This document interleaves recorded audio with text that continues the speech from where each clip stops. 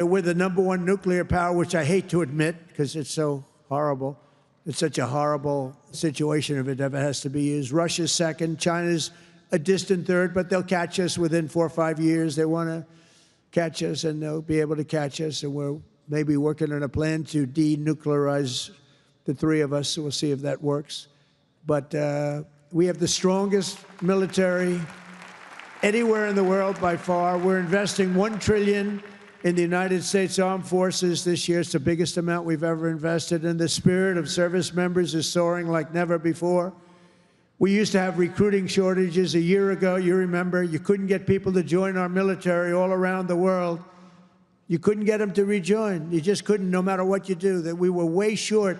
Now you can't get into our military. The waiting list, you have waiting lists to get into our military because we have spirit in our country. And all around the world, America is making peace, and we're really making peace through strength because they know they're not going to mess around with us. Nobody's going to mess around with us. You saw what happened. We made a deal with China last week, and we made a deal with Japan last week. We made a deal with Malaysia. They helped us so much. All great economic deals, all great. Great for everybody. In 8 months, I ended 8 wars, including Kosovo and Serbia. The Congo and Rwanda, that was going on for a long time. Pakistan and India. You know, I was in the midst of a trade deal with both of them. And then I read on the front page of a certain newspaper, I said, I don't know, mention the newspaper because it's usually fake news. But I heard they're going to war. 8 planes, 7 planes were shot down. An 8th was really badly wounded. But 8 planes were shot down, essentially. And I said, this is war. And they were going at it. And they're 2 nuclear nations. I said, I'm not going to make any trade deals with you guys unless you agree to peace. No way, this has nothing to do. I said, it has everything to do. Your nuclear powers. I'm not trading with you. We're not making any deals with you if you're at war with each other. A day later, I get a call. We've made peace. They stopped. I said, thank you, let's trade. Isn't that great? Tariffs did that. You know what? Tariffs. Without tariffs, that would have never happened.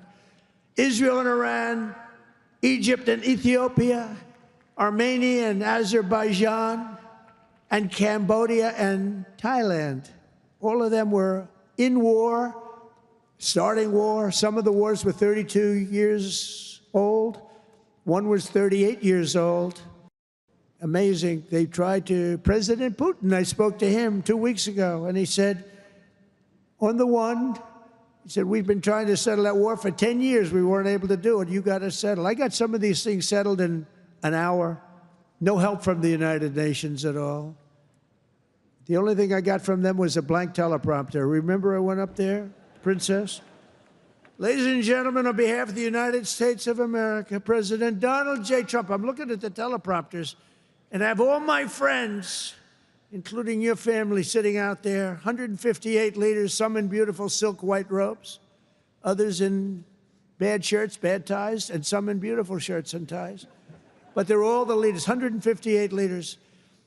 And they're saying, President, and I'm walking up to the President Donald J. Trump, and I'm looking at the teleprompter, stone cold blank.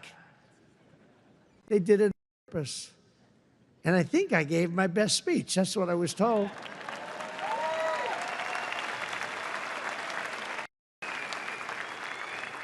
But it still wasn't a great feeling. I'm walking up very slowly. You know, I'm 20 feet. I'm trying to walk slowly because I see it's not working. They're dead. They did it on purpose. But it worked out okay. Not great people. Most important of all, for 4 weeks ago, and this is very important, we brokered the historic peace deal that ended the war in Gaza. And it's a serious end, too. You know, I read a lot of people, oh, it's very tenuous.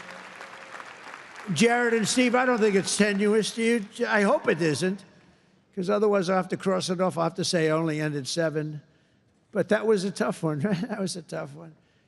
But there's nothing tenuous about it. It's a serious end.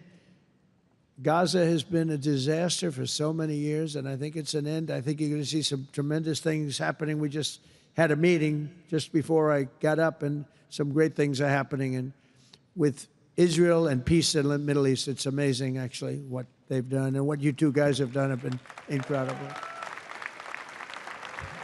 True. On day one of my administration, I signed an executive order to slash federal funding for any school that pushes critical race theory or transgender insanity on our youth.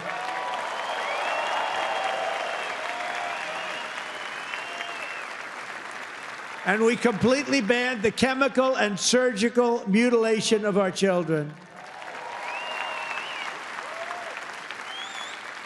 Think of that. Can you imagine somebody 15 years ago saying we stopped the surgical mutilation of our children? We stopped the chemical mutilation of our children. Can you imagine that? They would have said, this guy's crazy. And now you're saying thank you very much because you know it's true. How about this one? We got men out of women's sports. It's over. It's over. Men out of women's sports. They had a race the other day, long distance, I don't know what the hell, a race, one of these all-day races. They had the top women, the top men. The man won by 5 hours and 18 seconds, okay? What the hell? How about the weightlifting? 218 pounds by a woman. That's a lot to lift over your head, Rima. I don't know if you might be able to do it. 218 pounds or whatever was the record. A man beat the record by 100 pounds. It stood for like 17 years or something. A man beat the record by 100 pounds. He was a failed male weightlifter, but as a female, he did very well. That's a record that won't. This is a thing that stood. They'd put a quarter of an ounce and a quarter of an ounce on each head. 18 years the record stood. Then a guy comes along, ping, ping. This is these people are crazy. And Mamdani, whatever the hell his name is in New York. No. He thinks it's wonderful to have men playing in women's sports. The swimming's good too, you know? You know the story? Records are being beaten by numbers that nobody's ever seen, nobody ever thought possible. But a lot of those records are being changed back to where they should be, and I made it the official policy of the United States government that there are only two genders, male and female.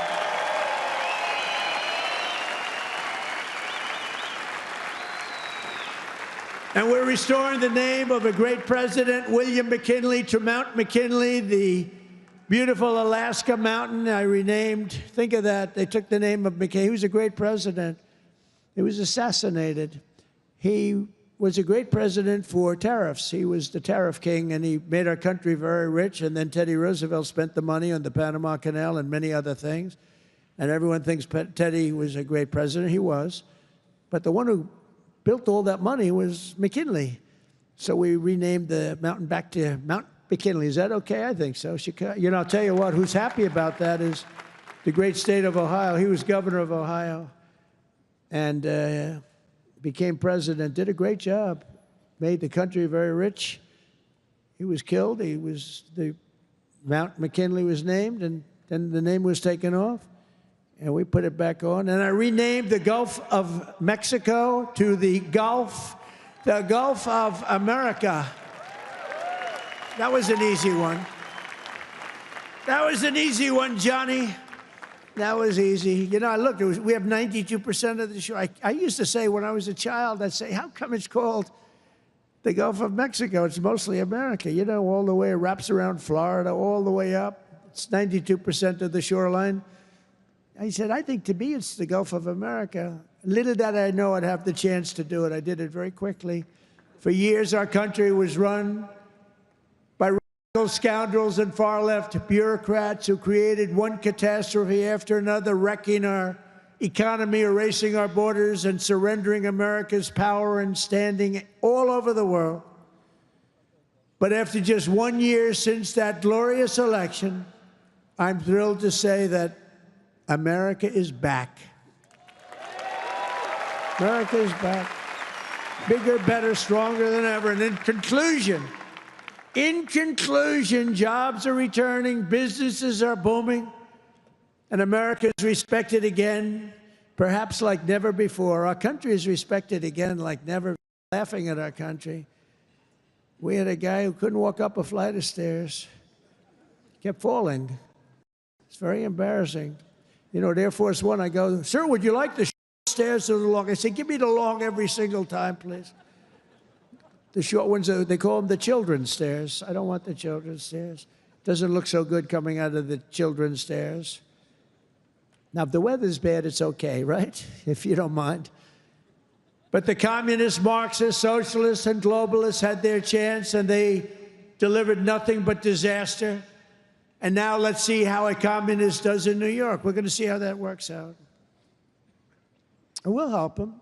We'll help them. We want New York to be successful. We'll help them a little bit, maybe.